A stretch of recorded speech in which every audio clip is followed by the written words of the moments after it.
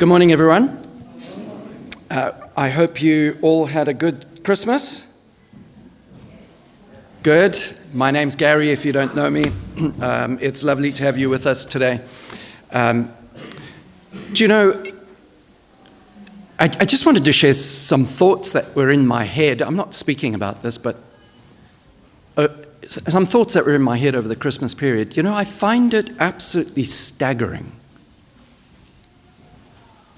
that just about all Western nations in the world have this event called Christmas, which was designed to remember the birth of this man called Jesus. So we know that the vast majority of the population celebrate Christmas without celebrating the reason why it was instituted. Isn't it staggering that somewhere in our past there must have been such a significant influence of this man called Jesus upon our nations that the government saw it fit to make sure we remembered his coming and his death over Easter, and they instituted these public holidays. Isn't that incredible? And you know, these things for me are important. And if you're a person who has a logical, factual brain and you need substance for your faith, there is something we can take from this for our faith to give us an anchored and concrete faith in God. Do you know, for me, what I find really important for my faith is that my faith is not based on a religion or a tradition in any kind of way. It's based on the historical facts we have of this man called Jesus who came 2,000 years ago and who lived in Israel. It is historical facts. So we can't dispute him. We can't pretend he never came. We have to deal with him and the things he said. And you know, when you begin to actually take him seriously and look at his life, it's staggering the evidence we have to support the fact that this man came to be the Son of God, and he has to be. You know, one of the most staggering facts we have is that there were, I'm going to knock this over sooner or later, okay, I'm just going to move it. There we go. There were well over 300 prophecies given over a 1,000-year period in Israel's history, predicting the Messiah who would one day come. They predicted many of the different things he would do and accomplish. And you know, there was a scholar, his name was, let me see if I can just get it, Peter Stoner. He was a professor at a university in America. And he worked out that Jesus fulfilled all those prophecies. So if we had to consign them to the major ones, we're talking of at least 300 that were given over a 1,000-year period by multitudes of different people. And he, as one person, fulfilled every single one. And this professor tried to work out, what are the odds of someone randomly being born and fulfilling all those prophecies? And he worked out the odds, and this is what he came up with. 1 to the power of 17. In other words, 1 with 17 zeros on are the odds of one person being able to fulfill every single one of those prophecies. So to try and work that into something tangible that we can get, because to be honest, 1 with 17 zeros just means nothing. It was described this way. If you could devote yourself to go and count every single grain of sand on every single shore across the whole earth and do that multiple times, you won't be anywhere near the odds of what it took for one man to fulfill those prophecies. So simply going by facts alone and by his lifestyle and what he said and did, we're forced to conclude he has to be who he said he is. He has to be the Son of God. Do you know, folks, I don't know if that's important to you, but do you know how important that is to me? I'm not a trusting person. And I need more than feelings to base my faith on. I need more than religion to base my faith on. If my faith is not somehow based on facts, for me it's an illusion. And here we have these incredible facts upon which to base our faith. So I want to reassure you all this morning, okay? We're not following a fantasy. We're not following a religion. We're following a historical person who has to be the Son of God, and we should listen to him. Amen. Good. Shall we go home? Okay, that was good enough. All right. No. Folks, I wanted to draw attention this morning to one of those prophecies which has led my heart over the Christmas period to something I wanted to share with you today, and I hope it'll be meaningful. There is one particular prophecy which is a lovely summary about what Jesus would come to do, but there is some wording in it which I want to delve into today. It's a prophecy in Isaiah 7, verse 14. So this was predicted hundreds of years before Jesus came, and it said this: "Therefore the Lord will give you a sign. The virgin will be with child and will give birth to a son and will call him Emmanuel." Now this is one of the classic and prominent prophecies given, predicting the Messiah who would come. What it's stating is that he would be born as a child in our world, and he would be born to an unwed woman who had had no relationship with a man, and that his name would be called Emmanuel. Now that's the part that's interesting, because he wasn't called Emmanuel. He was called Yeshua, Jesus. But that word Emmanuel really was more to define a task, a goal, an incentive of his that he would accomplish. And that word Emmanuel means God with us. Isn't that interesting? Stop and think. It wasn't describing him coming as a miracle maker, a healer, a great teacher, a prophet. It described him relationally, that he would be God who's come to be with us, to have relationship with us. Now, folks, that, amongst all the things that Jesus came to achieve, is an incredible thought. It's been said so many times it's worth saying it again. God wants a relationship with you. A personal relationship with you. And that's really what I want to talk about this morning, folks, is this incredible relationship. Do you know, last Sunday at our carol service, Graham Fuge said these words. He said, "God stepped down from heaven and came in human form and dwelt among us. God himself stepped into our world, not observing from a distance, not through an angel, not through a prophet, but in person to come and be with us." And that we call the incarnation. And I want to expound on that today because, folks, from the bottom of my heart, there is something incredibly precious about this whole reason as to why he came in person into our world today. It was for an incredible reason. It was for a divine strategy. And we have to be able to ask the question, so why? Why did he come that way? And how did he accomplish his purposes? And that's what we're going to be looking at this morning. I'll tell you what I've called my sermon this morning. I've called it God Only Knows. And there will be good reason why I've called that, which you'll have to wait to the end. So no falling asleep, okay? You'll have to wait to the end to figure out why I called it God Only Knows. So if the motivation of God really was relational, can we just stop then and let's just talk about relationships? All right? I'm going to throw a few questions your way and then we'll talk about it. How are the relationships in your life? Family, friends, colleagues. We would probably all say, right, that relationships are important to us. In fact, when you begin to plug the depths of relationships, you know what you find resident in the heart and soul of every human being is we all have a longing for intimacy.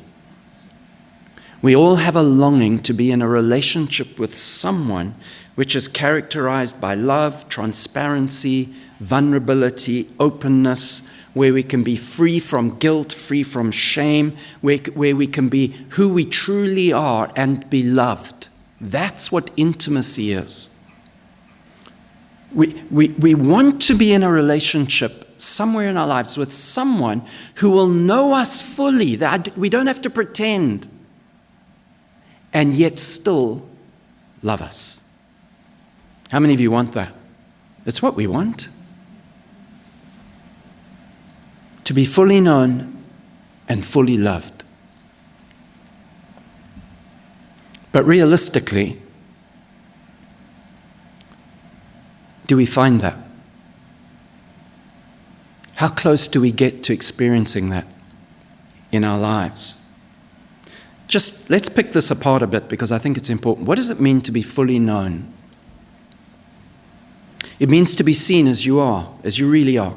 Not just your strengths, but your flaws, your fears, your doubts, your failures. It reflects this longing to be able to be in a place where we can be authentic, not having to perform, not having to put on a show, not having to act in order to get someone's approval, not editing yourself in order to be acceptable. And let's face it, most of us hide parts of ourselves, don't we? There's parts of ourselves we don't make public and reveal to others because of fear of rejection or shame or guilt. But we would love to be in a relationship where someone could know us completely. What does it mean to be fully loved?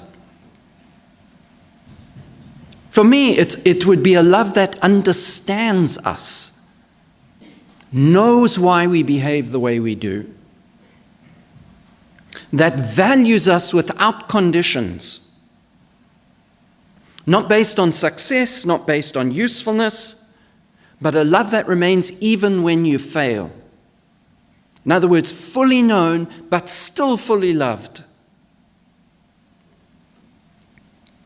And of course, both have to go together. You think about it. What would it like to be loved without being known? Feel shallow and superficial, wouldn't it? You don't know me, but you're gushing all over me and hugging me, but you don't have a clue who I am. Shallow and superficial. What would it be like to be fully known, to be fully exposed without being loved? Absolutely terrifying. To have who you are out on display without the assurance that those people are going to love you is terrifying. They could reject you, criticize you, condemn you, betray you, walk away from you. So the two have to go together. And this is this longing for intimacy. And you know, folks, when both go together in this ideal relationship, it's only in that place that we ever can lose our fear, where we can find security and safety. Isn't that true? If you could find someone who could really know you and still love you, in that place there's security, safety, and no fear. Timothy Keller, a wonderful author in America, said this: "To be loved but not known is comforting, but superficial.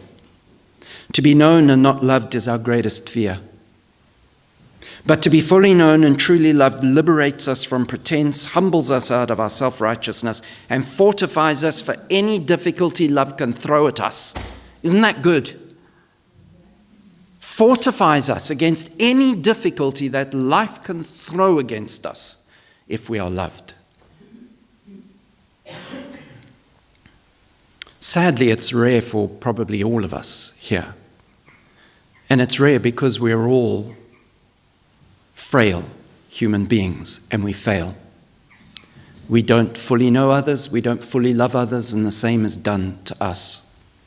And depending on how your relationships featured in your growing up years and your formative years, you can either grow up fairly well balanced, not having had perfect parents, not being a perfect child, not having perfect friends, but fairly well balanced, or you could come out seriously damaged. You might have had people who stood by you and encouraged you and and didn't just pat you on the head and tell you were nice when you weren't, but challenged you, but they were for you. I remember just a significant event in my own life. I used to ride horses back in Africa, and I was very fortunate that I was pretty good at it, and one of the country's top riders came to me and said they would like to take an interest in me because they thought I had potential. And I was doing some training with them one day. And this is a good relationship, right? Okay. So I was a show jumper. And so they put up a fence, a style of fence that I found particularly difficult. And my horse and I had a problem together over that. I don't think he was comfortable because I wasn't comfortable. So she was getting me to go through my rounds, and then she said, right, go over that fence. And I think I wasn't confident, the horse wasn't confident, and he stopped dead and didn't go over it. So both of us lost our confidence. Do you know what she did? She said, right, move away. And she put another layer on to make it higher. So she said, every time you stop, it's getting higher. Well, that terrified me more than the fence terrified me, and I got over the second time. But you see, those are good people in our lives who challenge us, who believe in us, don't make it easy for us. That's a good thing.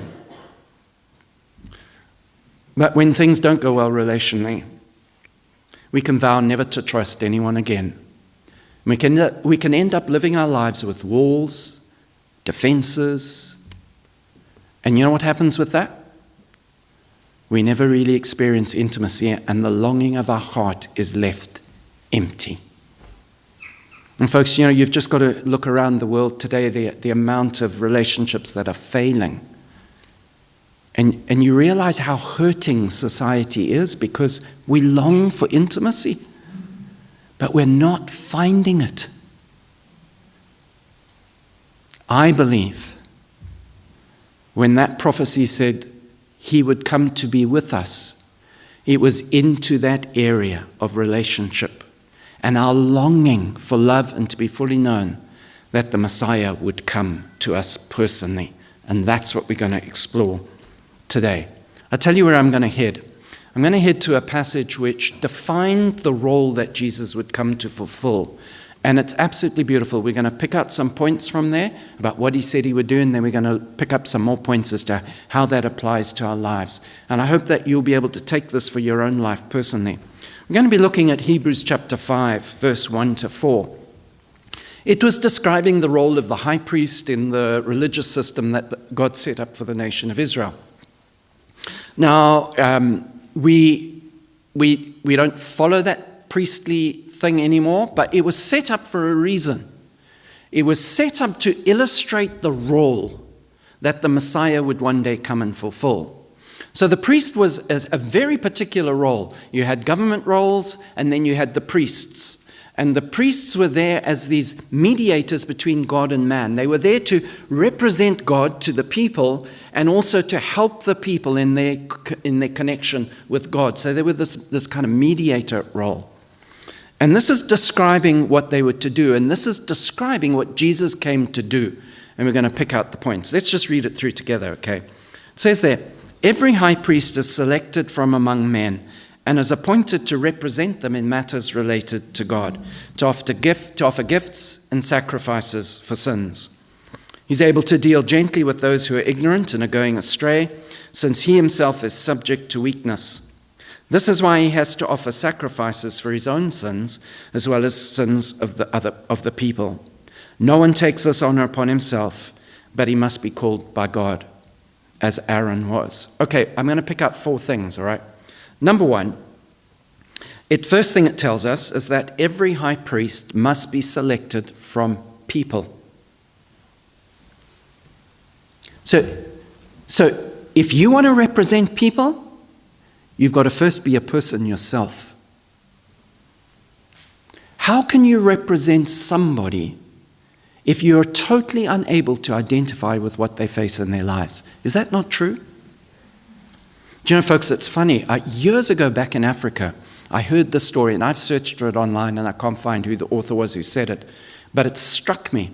Do you know some of the early missionary endeavors in Africa were very unsuccessful? And it was only when they changed their approach that they really began to succeed. And I'll tell you the story of someone who did change their approach. One of the chief problems was a lot of the Western missionaries who went to Africa, what they typically would kind of do, and this wasn't obviously not universally done exactly this way, but if there was a rural, poor population that they were trying to go and witness to about Jesus, they typically would erect something of a Western dwelling somewhere, live in the Western dwelling, and then cross the street on a daily basis to go and try and influence the people who lived on the other side of the street. And you know what they found? It was totally unsuccessful.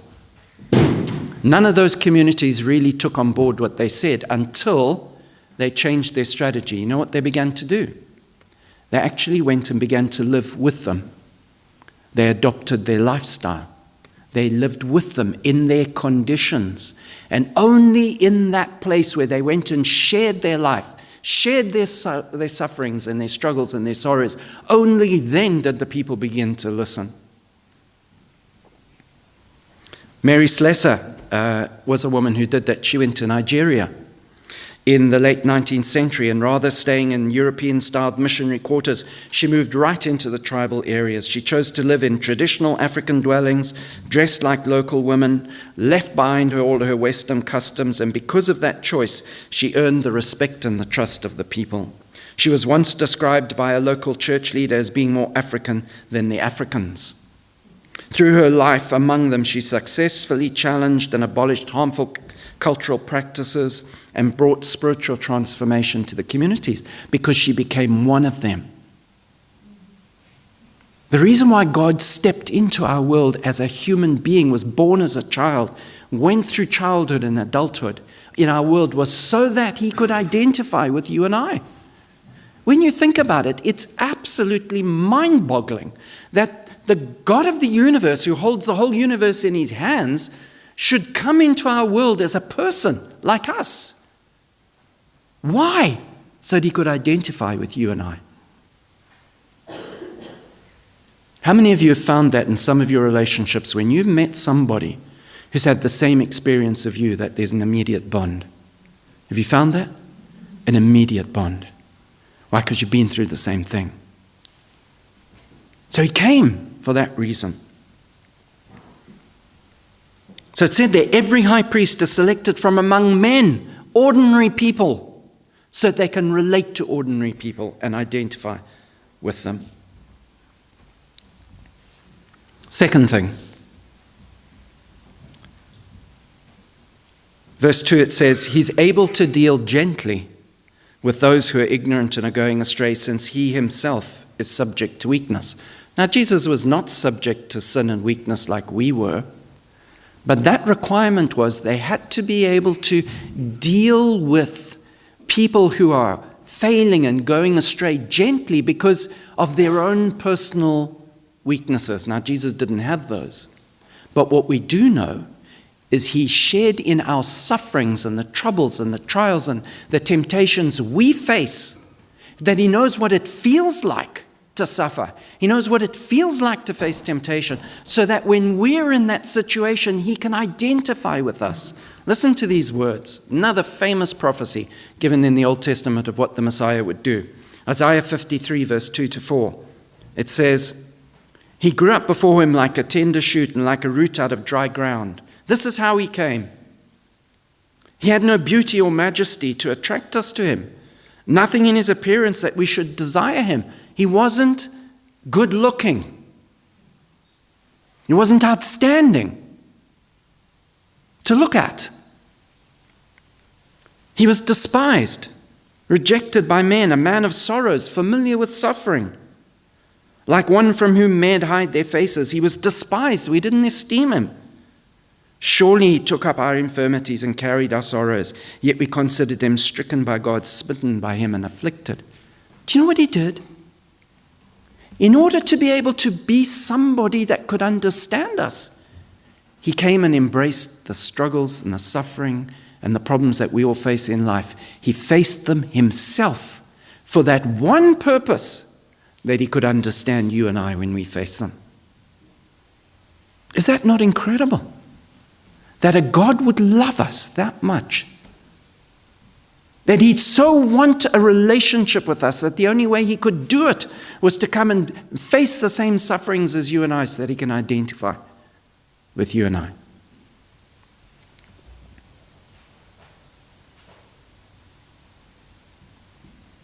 Do you know what that means, folks? And I say this with all sincerity and honesty. He knows what you've been through. And he can understand what you've been through. He can feel your pain in his heart because he identifies. There is nothing in our lives that we go through that he can't identify with.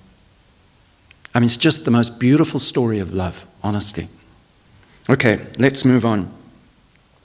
In verse 1, one of the other things it said there was that every high priest is selected from among men and is appointed to represent them in matters related to God and to offer gifts and sacrifices for sins. So the priest had to be part of this whole sacrificial system. Well, Jesus didn't come to offer sacrifices. He came to be the sacrifice. Just like Keegan shared at communion today. Okay? We all have to face a judgment one day by God. And to spare us that judgment, Jesus came to be the sacrifice, to purchase for us forgiveness. So that if we put our faith in him, we'll be forgiven of everything we've done wrong, that on that judgment day, we won't be held to account for our sins. He came to be the sacrifice. And of course, he could only do that if he had a human body that could die. He had to become human so that he could present himself as a sacrifice and die for you and I. Hebrews 7 verse 27, this lovely verse says, "Unlike the other high priests, he does not need to offer sacrifices day after day, first for his own sins and then for the sins of the people.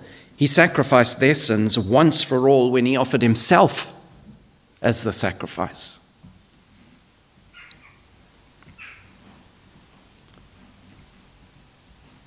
Folks, how many of you would agree it's rare in life to find somebody who will sacrifice themselves for your well-being?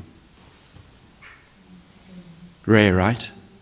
Most people will sacrifice you for their well-being, right?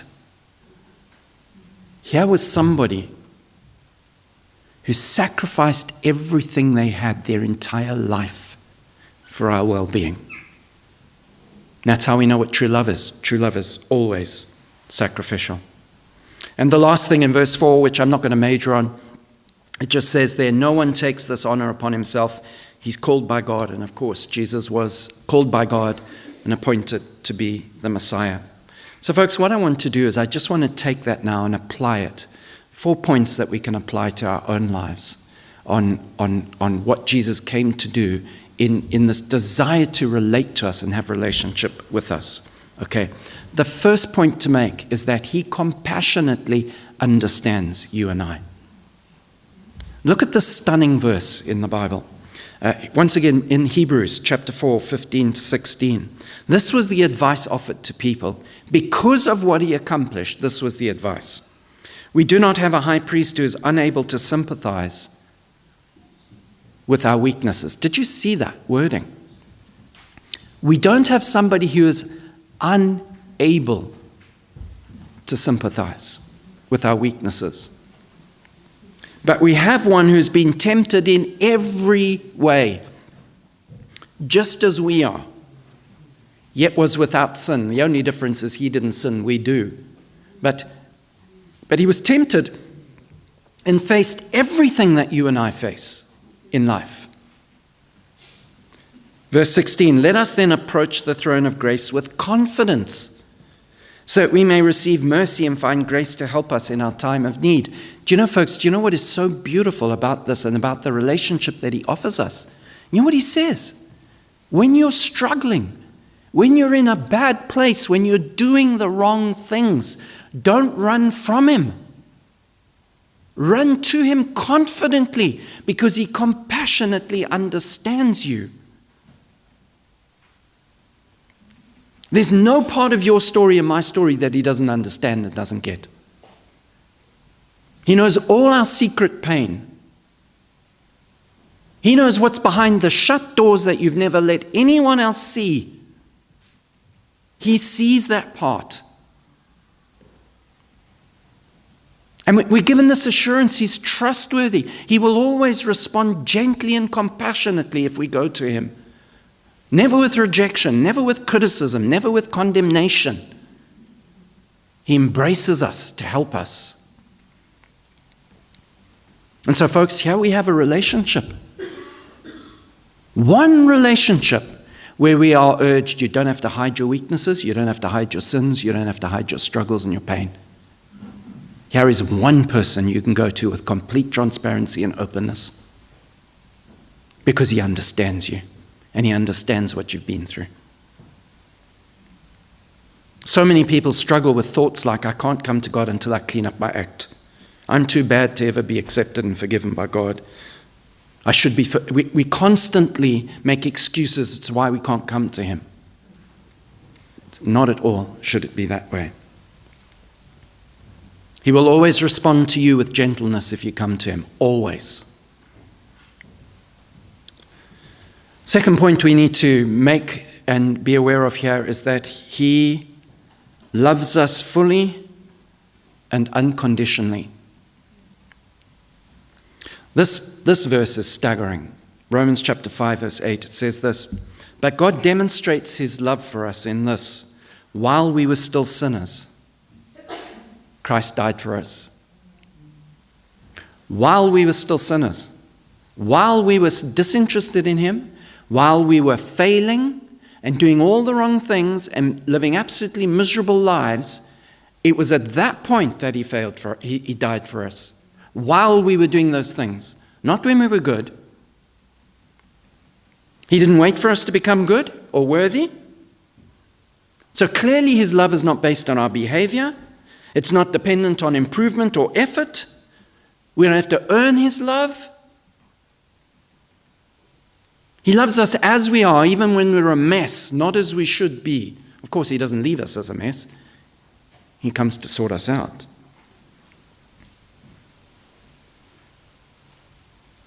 And to be honest, folks, no human being can love us that way. No human being is able to love us like that. But He does. Timothy Keller said, Jesus didn't come to tell us the answers to the questions of life. He came to be the answer. He came to be that one relationship that we all hanker for. And you know, folks, as much as we try and as much as all of us have tried, at the end of our many years of experience, we all conclude there's no perfect marriage, there's no perfect parent, there's no perfect children, there's no perfect friendship. Nothing works perfectly for us in our human world. Only Jesus is able to do that. And so you know what it really means, folks? Only when we can have a relationship with God through Jesus, where we can be fully known and fully loved, only there can we find the life we're looking for. Only there can we find the security, the safety, and the lack of fear that we long to have in our lives. I wanted to close off today by sharing with you some lyrics from a beautiful song. It's a song written by For King and Country, and the song's called God Only Knows, which is where I got my sermon title from. Listen to the lyrics. It is telling your story and mine. This is what it says. Every day you try to pick up the pieces, all the memories, they somehow never leave you. Nobody sees you. Nobody would believe you. God only knows what you've been through. God only knows what they say about you. God only knows how it's killing you. Goes on to say, but there's a kind of love that God only knows. God only knows what you've been through. God only knows what they say about you. God only knows the real you. You keep a cover over every single secret, so afraid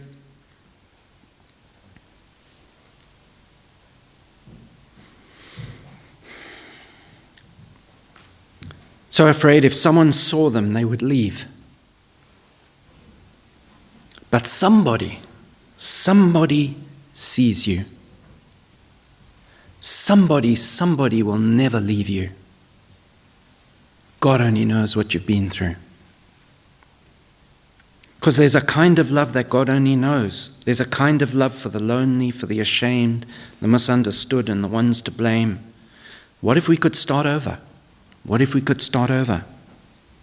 Because there's a kind of love that God only knows. God only knows what you've been through. God only knows what they say about you. God only knows the real you. God only knows where to find you. God only knows how to break through. God only knows the real you. There's a kind of love that God only knows.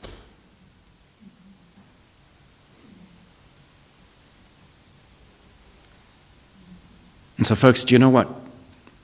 For next year, for the year that's to come, I really want to encourage you.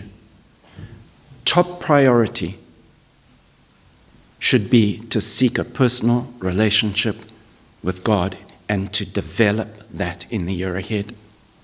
If you can find a personal relationship with God, you will find the life you're looking for. That's your priority. It was interesting. Fraser brought a prophecy this morning during the service, and this is what it said.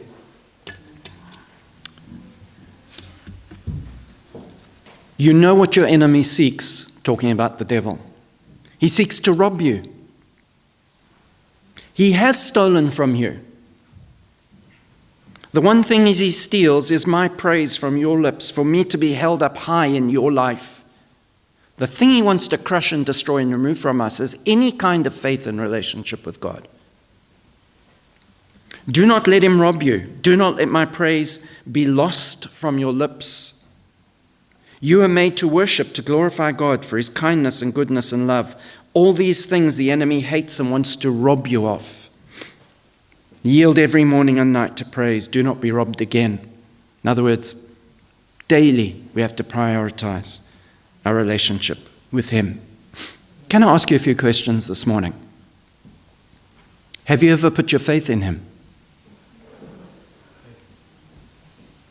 Have you made a decision to come to him, to put your faith in him? Have you come to him and said, Jesus, I believe.